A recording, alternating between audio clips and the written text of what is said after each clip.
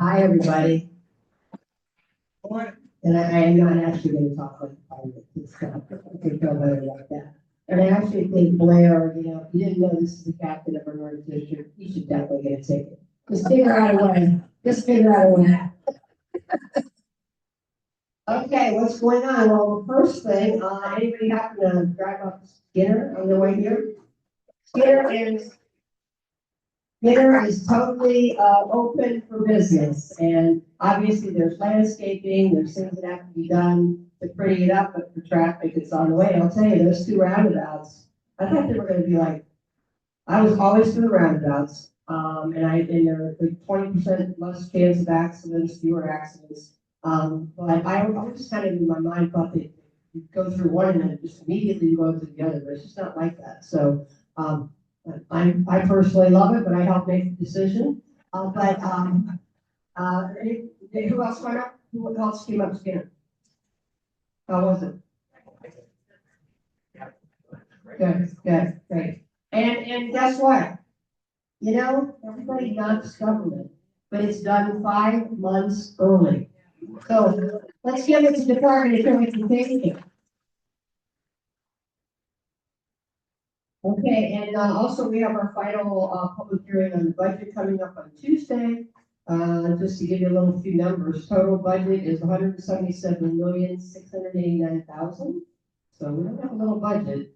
And of that, operating is $131 million, and capital is about $46 million. So just gives you an idea if you want to impress somebody when you're at some dinner, this weekend, when you know the numbers. It's a balanced budget with reserves over the 15% target level. It keeps the millage rate remaining at 4.1345 mils, where it's been since 2016. If the budget is tighter, though, as you look to the out years, obviously, we look to rolling back taxes the last couple of years, and when the storms hit, thank God we didn't. So slow, steady, stable budget, trying to think ahead. But it's we do expect to get a lot of reimbursement from FEMA. But definitely our budget's tight. We've got work to do. We're going to start right after we approve the budget to look at efficiencies we can do to, add revenue and make cuts that make sense, because we are a quality of life community, so we've got to be smart about that. But we also know everybody's under a lot of pressure. I have said, and I will say, there is a group of Dunedin people that are very happy with their tax cuts. I'm one of them. Because if you were flooded out of your house, everybody just got your proposed tax bill. And so my neighbors were really happy, but I wouldn't recommend the way because, I was out of my house for 9 months, and a lot of people aren't back in. Terry's back in his, but anyway, so, but again, same factors in our budget: inflation, labor costs, 60% of our budget's labor. The backbone of our city is our labor, our employees. Healthcare costs. So the sheriff's contract, as good as they are, they increase, but again, that's the labor cost. So the biggest capital projects, of course, Highlander Pools coming, and that's one of the signature projects for the penny.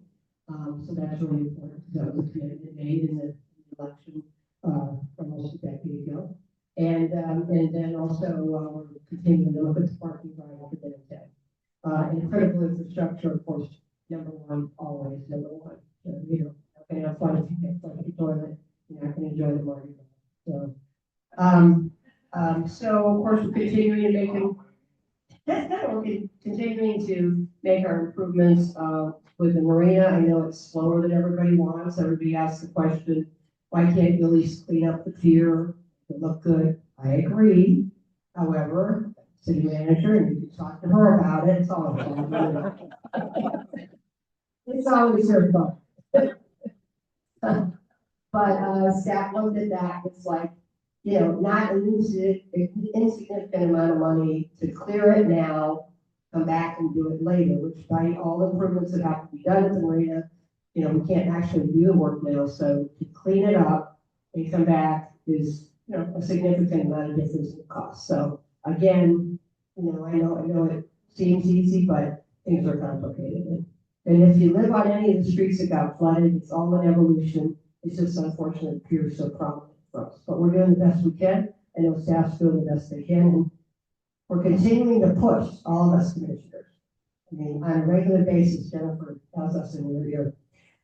So again, overall citywide recovery continues to be a thing, and it's going to be a thing because it takes a while. And imagine that, no one had really given us the big one, how long recovery would be. So we're still lucky, despite the fact that we have a lot of recovery. We have the second reading of historical preservation ordinance on October 9th. I know there's actually been no discussion about this, no controversy. The purpose of the update of the historical preservation is really, it started out as just the streamlining of the regulations for people that have voluntarily, made their home historical, like Commissioner Walker. And because of the process was so tedious, making it easier. And I think that's not really debated. And then, of course, it was to try to create historic districts, which is the way it's written. You need 100% approval of all your neighbors to have a historical district, so you have to get forced into a historical district. And then I think the one people worry about a little bit is that our city manager, if there is something that's going to cause irreparable harm to the city, there's a fail-safe that she can jump in, at least get it started. She still has to have approval of the commission. She's going to be fired if she does something crazy. I guarantee you, it's going to be something the whole city's screaming about. Do something. We better have a level of it. We did have Jennifer's evaluation last night. She's still here, Sam.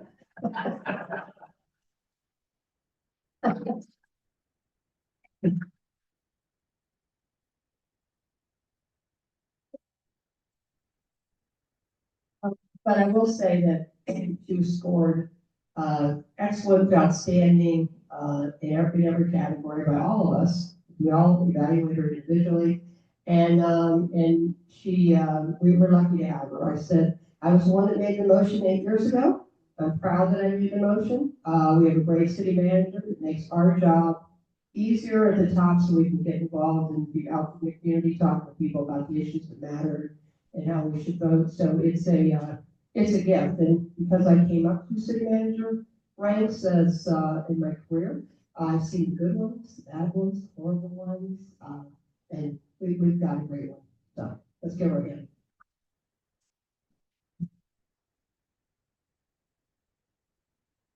And then we did at the end of the meeting discuss Mardi Gras, because Mardi Gras was in danger of potentially going away. Because the Portage Downtown Merchants Association went away. They got merged with the Chamber of Commerce. Chamber of Commerce felt pretty overwhelmed by how they could handle some of these events. So they asked the city for help. So the city has determined and voted on last night that for this year only, we'll talk about that, in future years. But for this year, just to get it back on its feet, city's going to take over the freight and then handle some costs. And then as far as the vending chamber will actually do the street festival and all the alcohol, because the city doesn't want to get the alcohol stuff. So I think it's a great partnership. I think it's going to be very successful. Mardi Gras, we want to do it right. We need to do it or do it right, as I think the city manager made that comment. So that's good. And then the last thing I will say as an update is anybody following baseball? The Blue Jays just dropped 2, though. They're making me nervous right now. I know it was to the Rays, but I'm rooting for the Jays right now. And so they're 3 games up. So I think there's like 10 games left. So they really are done. So they gotta keep it up because the Yankees are chasing them. If you're a Yankees fan, I'm sorry, I'm not for you. So this next year is the 50th year of the Toronto Blue Jays franchise. Ken out there, Carson. And it'll be 50 years of spring training baseball in the Dunedin with Toronto Blue Jays. And we want to celebrate that big time for a great way. Get in the playoffs, get the series. Either way, we're lucky to have it. So that's it. That's my update, and appreciate everything.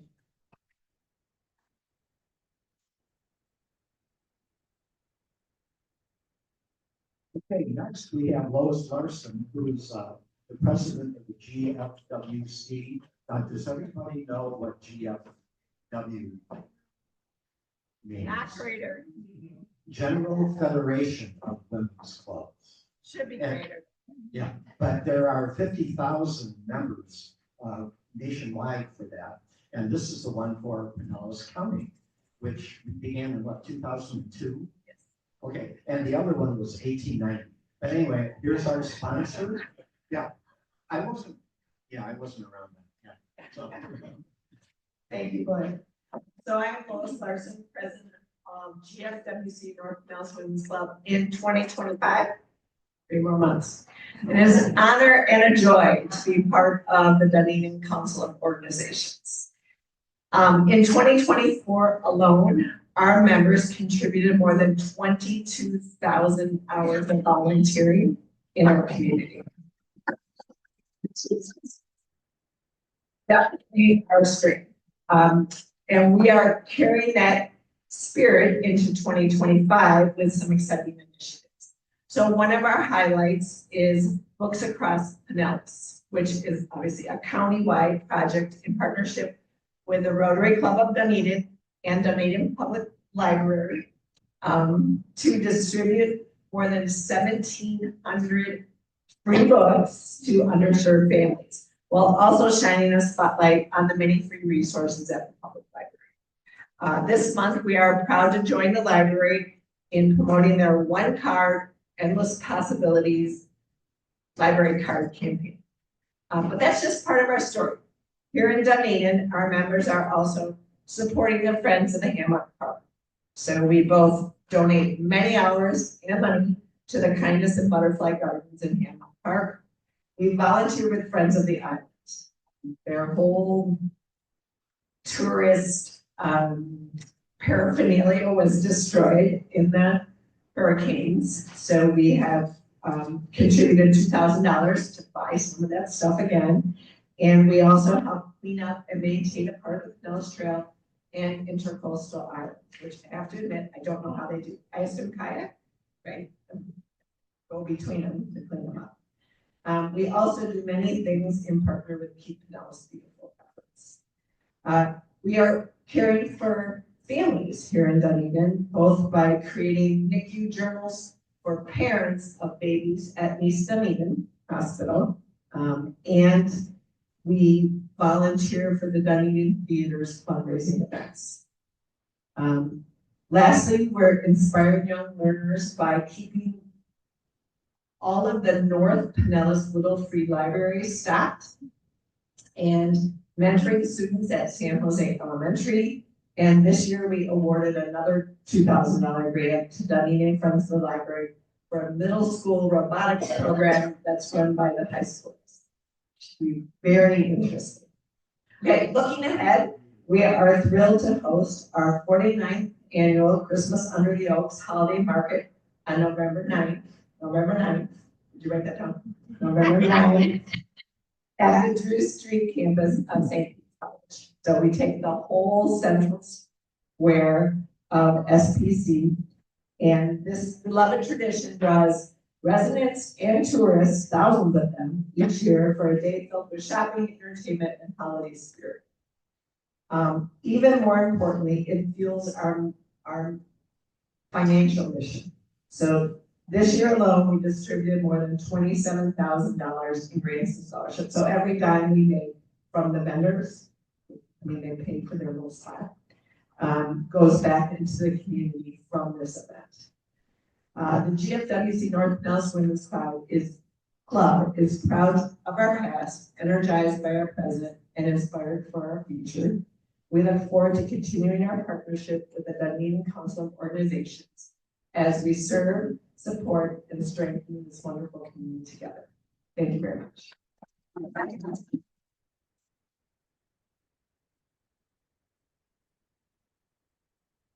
I encourage everybody here to look at their website. And I'm going to say for lots of blessings, look at their website and look at your website. That I was done. It isn't just hurricanes, this is everything. Well, we'll get to that. But there's even a little video of the event on November 9th that's coming up. And it's through the campus, St. Petersburg College campus on Drew Street. But it looks like it's really going to be a ball.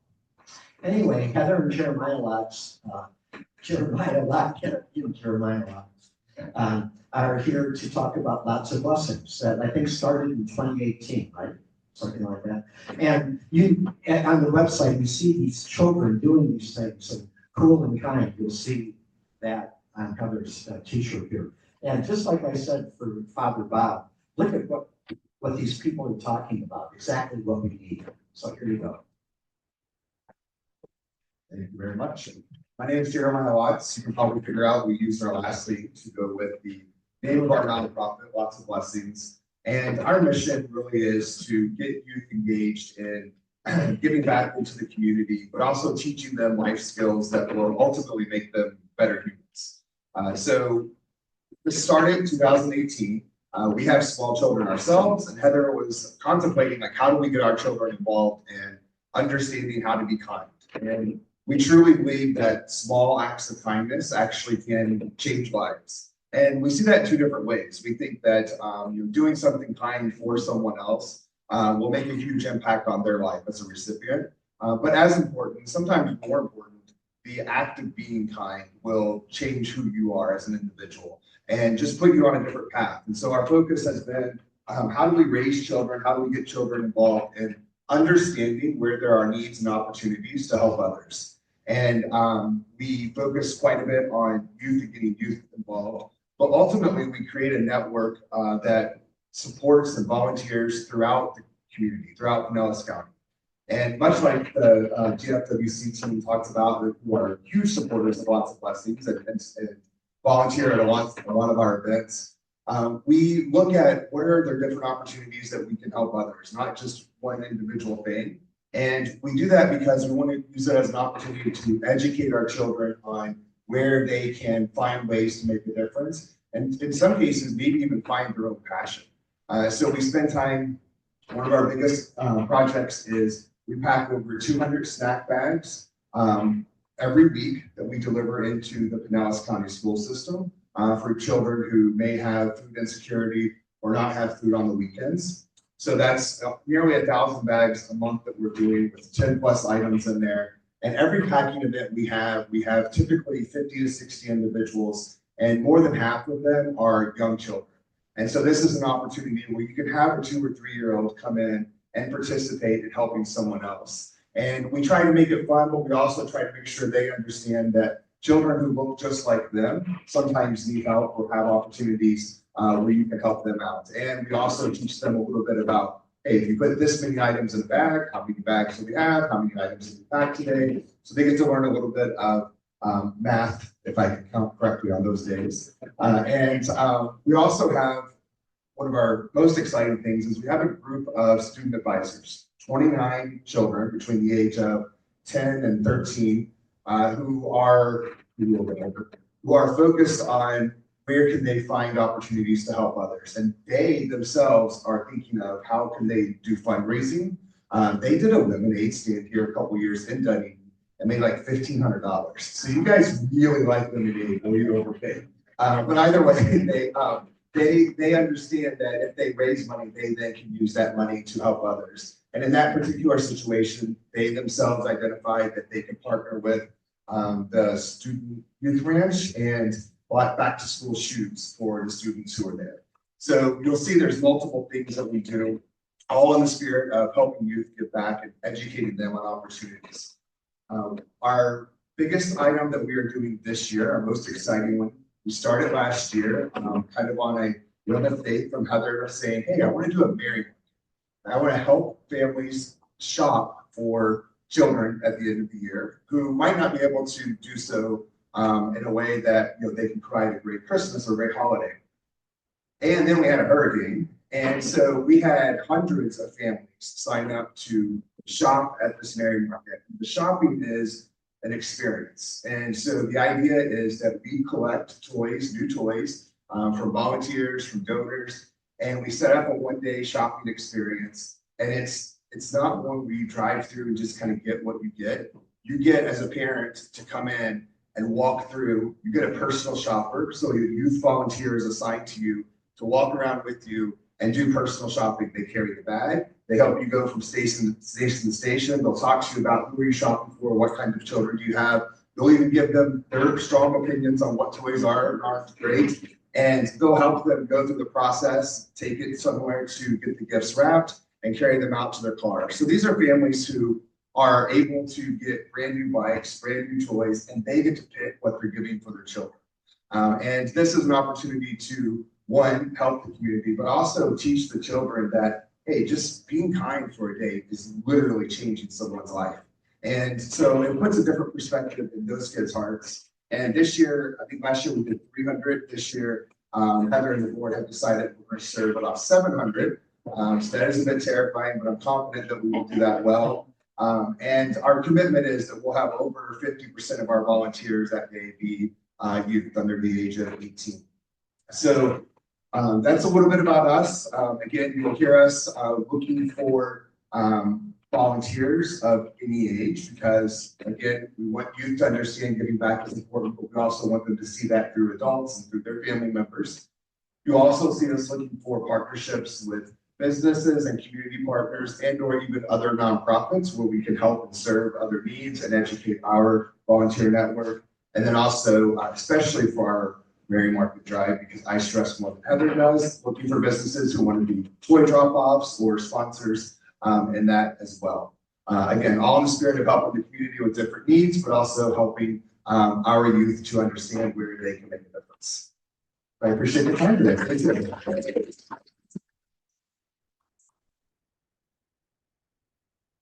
Once again, I urge you, go to the website. That will visualize what Jeremiah talked about today. All right, now we're up to Spencer. We haven't even met today. So I'm Blair Clee. And here is just a 1-20-second thing. Spencer is an emergency management coordinator with Pinellas County Emergency Management. Again, wow. If you look at the website, it's like 2 pages of describing just the subject matter of what they do. And then you go into each one of those. It's amazing. During disasters for the last 8 years, he coordinates planning, information, and response efforts as a section chief in the county's Emergency Operations Center. He has responded to emergencies around the state of Florida, including going through the landfall of Category 5 Hurricane Michael. That was Mexico Beach, right? Yeah, wow, which still is recovering. Wow, it's amazing. In 2018, and Category 4 Hurricane Ian in 2022. So without further ado, thank you very much. Good morning, everyone. So everyone's favorite topic this time of year, hurricanes, right?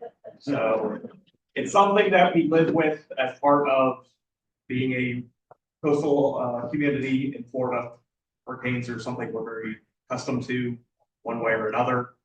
So what we're going to talk about today is just hurricane preparedness, just to keep everyone's minds on how to get prepared for hurricane season. We'll talk a little bit about what happened last year, because I think there's still some confusion on how bad last year was compared to how bad it could be. It's not something we like to think about. It's something we never hope will happen. And so far, it's been pretty good for our history as far as how bad things have been. But we'll talk about last year. We'll talk about how to get prepared for this year. Because who remembers where we were last year? Where were we on September 19th? Helene had not even formed yet. So we had only had Hurricane Debbie this time last year. And that was a glancing blow with some heavy rainfall, things like that. We had a couple hundred homes flooded in Pinellas County from Hurricane Debbie. But that was another glancing blow, another, yeah, whatever, you know, it's fine. A couple weeks later, September 22nd, 2024, we're looking at Hurricane Helene, which unfortunately, because we were really not in that forecast cone, a lot of people kind of blew that off as well. It's going to the Big Bend again. It's not an issue for us. So we start moving forward in that forecast where from as soon as the storm surge warnings and the hurricane warnings went up for Pinellas County, the National Hurricane Center forecasted 5 to 8 feet of storm surge for Pinellas County. That forecast remained consistent, upwards of 72 hours out. A lot of people didn't buy that. They said it's not coming here. that's not gonna happen. That's another overblown forecast. It's never gonna happen. Even come the day of Helene, we were sending out those Amber Alert type messages saying the flooding is coming.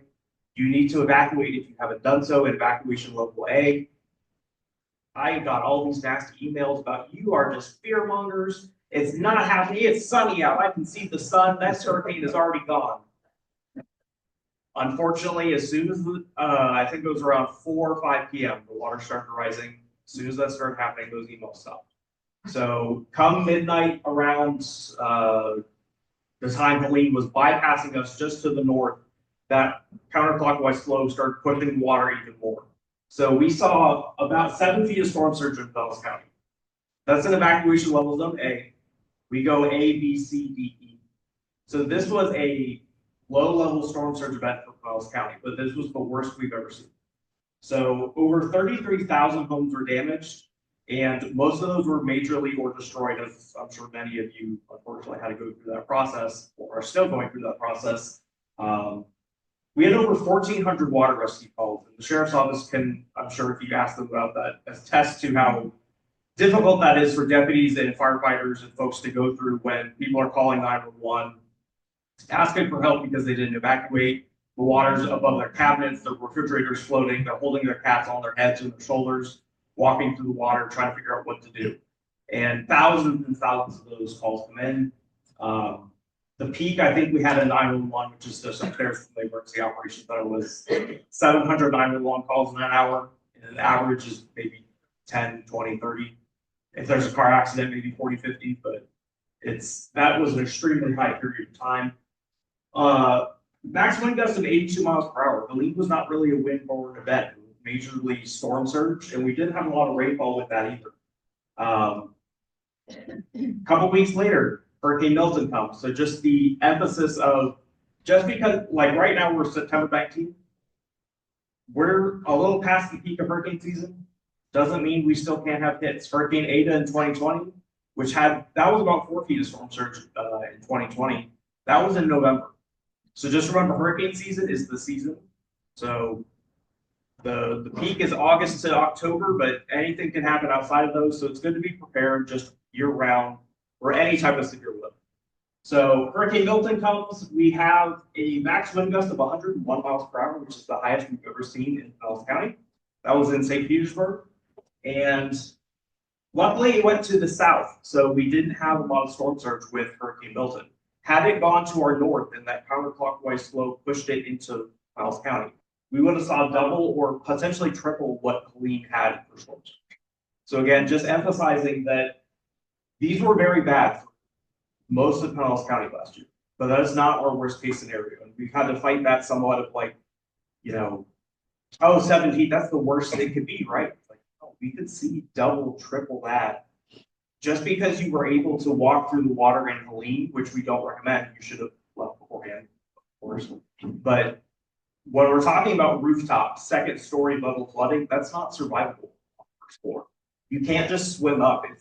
A lot of people have compared it to a tsunami in some ways. The way the storm surge rapidly pushes in and then retreats, it's a couple hours at times. So it could linger for a long time, or it could last for just an hour or two. So it's a very strong, rapid rise in water. You can't just swim through it. There's debris, there's hazards, there's animals, there's electrical power. There were quite a few homes that caught on fire in the storm surge from Helene because the water got into the electrical outlets, and we'll take a look at a picture of that in a second. So these were some images residents were sending into us as Helene and Milton were occurring. So not all of these are storm surge either. Helene, or Milton rather, produced over 20 inches of rainfall in just a couple hours. So some of these are freshwater flooding, but you can see this is not the peak storm surge level either. These were people's homes that was starting to float refrigerators, starting to float heavy equipment, floating vehicles. And they were trying to survive through this. This image here was from Hurricane Milton. This is just rainfall, just pooling in an area, 20 inches in a couple hours. This is not comfortable to sit in. It's not something you want to live through. Even if you survive it, pretty much everyone we've met with has said they don't want to do it again. It's not comfortable. It's not, you don't know what's in the water. It's not clean water. It's not something you want to sit through. And this image here was when it was moving through Gulfport. We were in the Emergency Operations Center. We have all the live cameras up and stuff like that. There's a very little glow in that picture there. And that ultimately burned down quite a few businesses in Gulfport. That little glow was the salt water getting into the outlets as the water was rising. So not only do you have the floodwaters, do you have the wind, do you have the possible tornadoes, all the debris in the water, then you ultimately have fire. And the fire rescue crews do everything they can. They will risk their own lives to go fight structure fires. Deputies will risk their own lives to go save people, but there are points where they can't. So if they can, they will try and get to you, but when it's thousands and thousands of people asking for help because they didn't leave, there comes a point where ultimately it's too risky for them to go out, and it's you're on your own until you get back to the streets. So these were the damages from these storms last year. So you can see Debbie is kind of typical more of a glancing blow tropical storm. The ones we've had pretty routinely these past couple of years, isolated damages.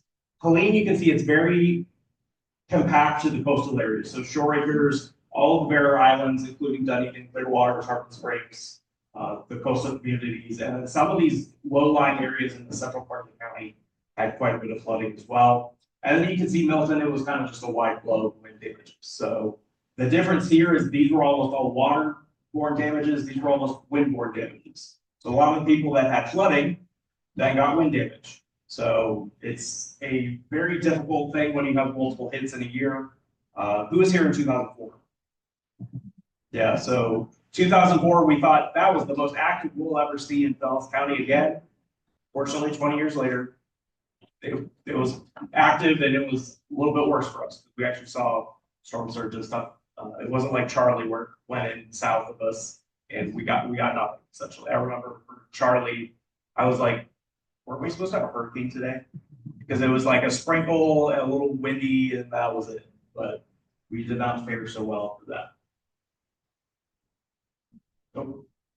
And then just comparison to Hurricane Irma. Hurricane Irma, a lot of us thought that again was, the worst we could ever see in Florida. Almost 10 times the amount of 911 calls as compared to Irma for Helene and Milton. The debris we collected for Irma, if you remember Irma, there was a lot of vegetative debris because we hadn't had a lot of storms, knock down old branches and things like that. We collected about 1,700% more debris than we did for Irma. So about the equivalent of an Eiffel Tower worth of debris, which if you've seen the Eiffel Tower in person, it is massive. It's not like a little tiny structure. That was just some fun thing I looked up. I Googled what is 10 million tons of debris equal, and it said Eiffel Towers. Okay. If that's a visual, it helps you, sure.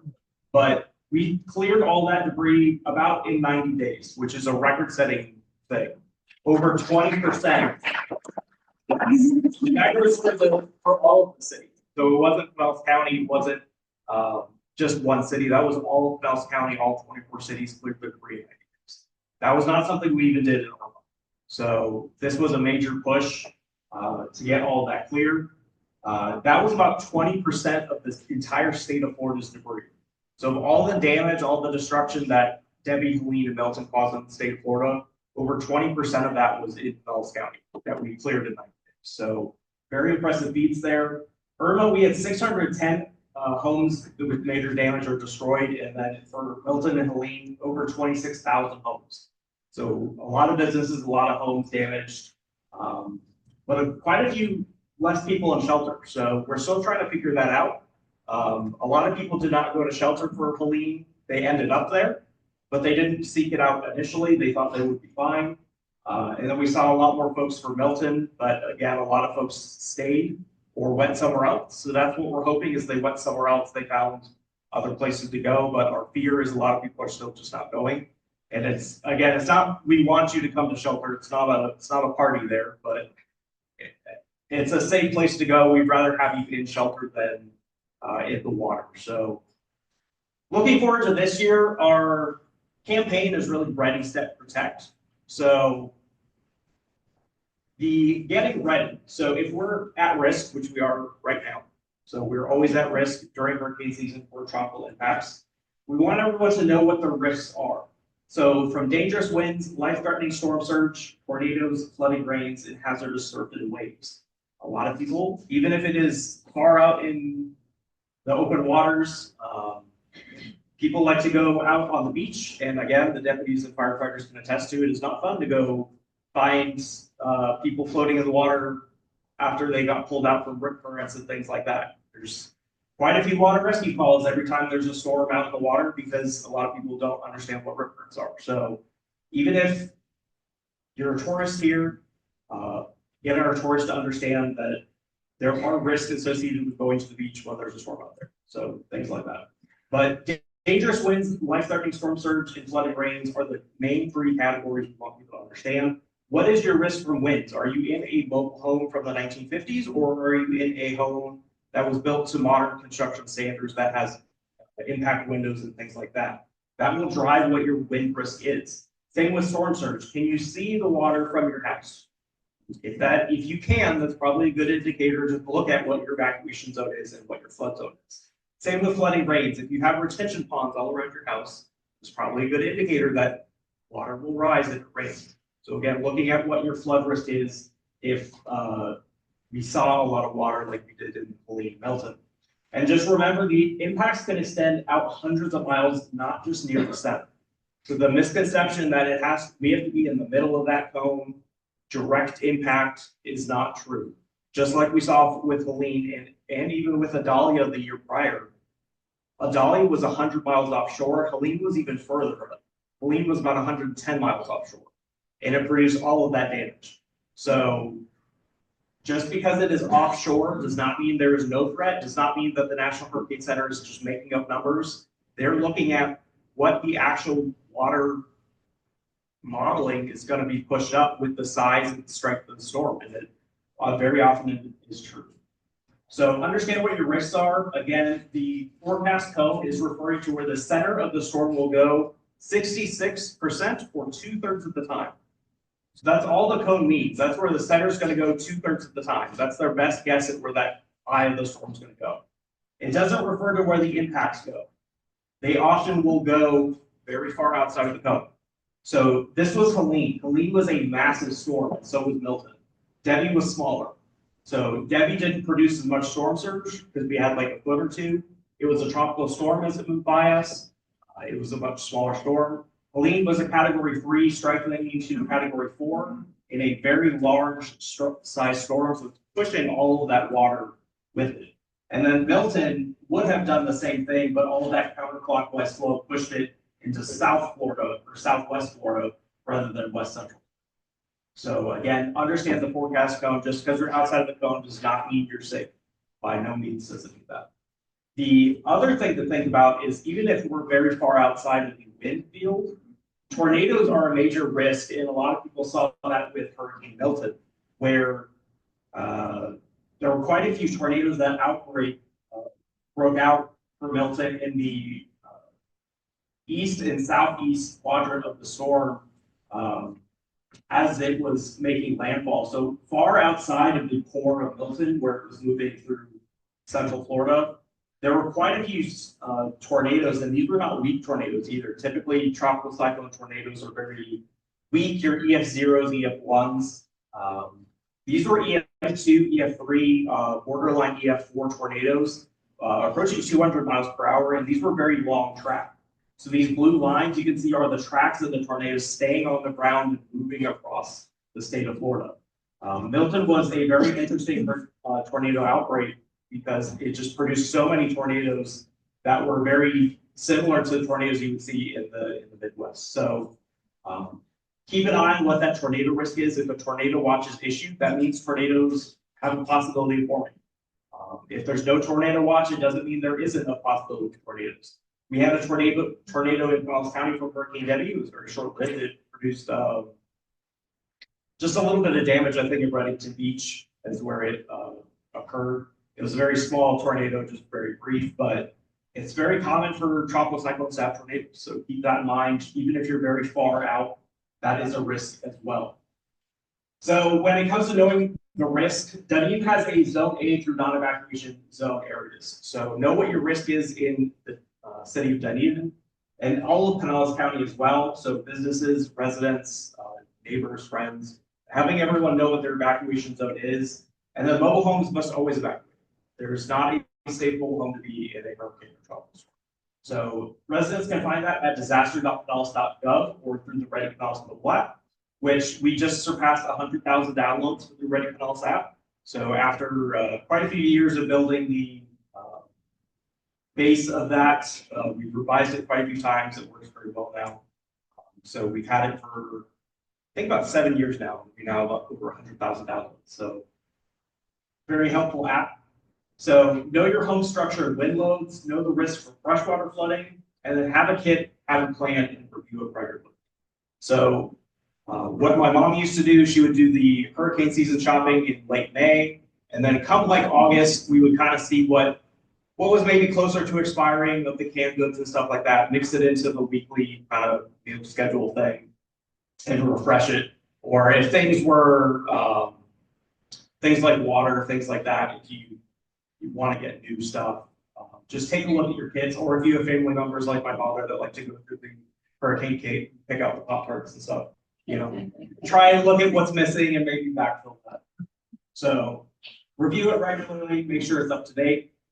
Understanding the storm surge. So this is a graphic we have in our hurricane guides. It's at disaster.pinellas.gov. The 5 to 7 feet, that is the lowest level of risk that we have. So that 5 to 7 feet we'll call a mandatory level A evacuation. We have zones B, C, D, and E that are all at risk from storm surge. So Hurricane Katrina was the worst storm surge the United States has ever seen, 28 to 30 feet. That is what the highest level of risk is. So just because we've seen some bad storms recently does not mean that's the worst we'll ever see. That is hopefully the worst we'll ever see. That is what we always hope for. But 12 to 15 feet is what we were looking at for Milton. And then Hurricane Ian is what we were looking at 26 plus feet. Ian was a massive storm that had it made landfall in North Pinellas County, we would have seen 20 to 30 feet of storm surge. So we got very lucky with that as well. So understand what storm surge is. And the other thing is, storm surge is, we're talking about 20 feet of storm surge, that's the height above ground level. That's not the, there were some people that said, oh, that's how far it comes inland, right? Not 20 feet inland, miles inland, up to 20 feet above ground. So that is by far the biggest risk that we have. It's fairly easy to survive the wind if you can duck and cover in a bathtub, things like that. You can pretty well protect yourself from the wind. The water is not something you can easily protect. So when we get into the forecast, so we're starting to see tropical storm or hurricane watches go up, then the warnings. And then when we get to the point where evacuations are being discussed and ordered, know if you need to evacuate. So are you at risk from storm surge, or can you stay in place? How to protect your home. So even if you're leaving or if you're staying, how do you need to protect your home, your vehicles as well? A lot of people on the Bear Islands, they left last minute and they left their vehicles and they flooded out for Helene. Electric vehicles, they may catch on fire. Helene, we had 3 to 6 feet of sand on the Bear Islands. If you don't remember the amount of sand that was there, it was above vehicles. So a lot of the electric vehicles didn't catch on fire because they were covered in sand. Once we started moving that sand, then they started smoking. So not great to find. It was basically like a little minesweeper of who was going to catch a fire or not. But understand how to protect your home, how to protect your vehicles, how to protect your pets and family. So do you have family members, pets, neighbors that have special electrical needs, special medical needs? Do they need to go someplace where they will continue to have electrical power? For things like CPAPs, for oxygen, things like that. And then how long it'll take you to get set. So when you're getting set, you're getting ready to protect your family, your pets, your neighbors. How long will it take you? Do you have a pretty quick shutter system where you can just click a button, it'll go down, you move all the stuff inside, and it'll take you maybe an hour or two? Or do you have multiple stories of house with non-hurricane impact windows that you have to board them all up, and it'll take you 2 days? So it's something to think about of how long it will take you to get set. Make sure you stay informed. So a lot of us know there are sources out there. I said sources, I didn't say good sources. So There's a lot of folks out there that will say one thing or another. That's fine, but just make sure you know what the official language is.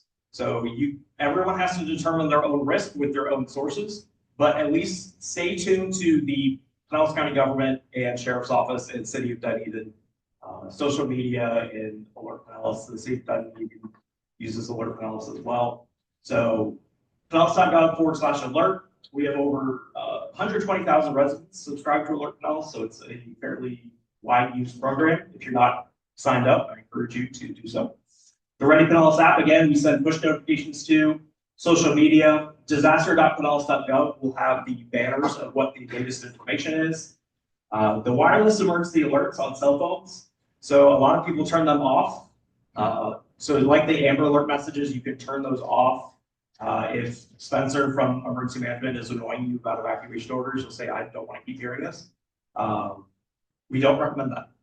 So even though it seems like we're pushing it a lot, it's because a lot of people haven't left. So if you're getting them a lot and it's annoying you, I'm sorry, but there are a lot of folks that keep needing to get that message over and over again to take action. And then if you ever have any questions during an emergency, we have the County Information Center that you can call with staff 24/7 by county employees that can pretty much answer any question, or if they don't have an answer, they'll find someone that can. So it's a great resource. We got over 46,000 calls after filming the building, during and after filming the building. So when it comes to evacuation or sheltering, have a kit and know whether you're evacuating or sheltering. If you do have to go, think about somewhere other than shelter. So again, I mentioned shelters are not a party. They are, for the most part, public schools that are transitioned into dormitory style shelters. So if you can stay with friends, families, coworkers, faith congregations, anything like that, or if you can offer that to your family, friends, faith congregation, to have them come stay with you. It's always better to stay with people you know or people you kind of know than strangers. So think about that. Hotels and motels, most of Pinellas counties are on beaches. So think about that ahead of time if you're going to do that.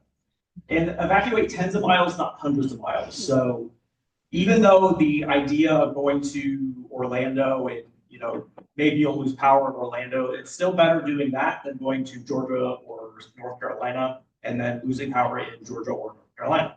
So again, if you can evacuate tens of miles, not hundreds of miles, it's a little bit easier. And then always think about how you're going to secure things as you evacuate if you do so. Once time has run out, wherever you are, you have to protect yourself and your family and pets. So move into a safe interior location, especially during times of peak winds, such as if an extreme wind warning is issued or if a tornado warning is issued.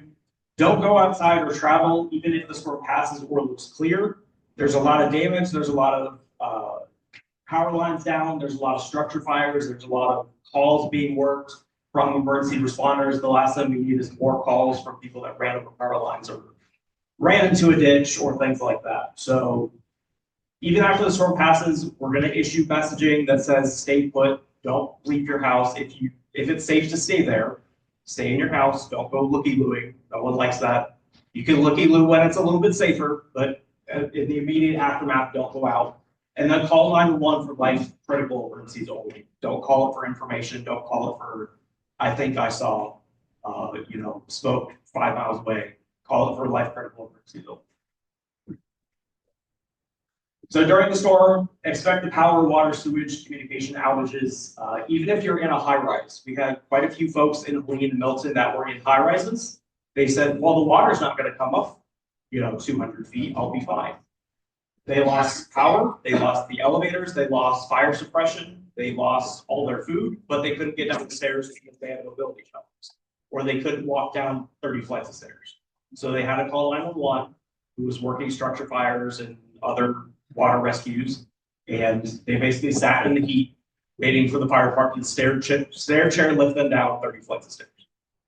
And that was not one person, that was hundreds of people that stayed in the high rises because they thought it was safe.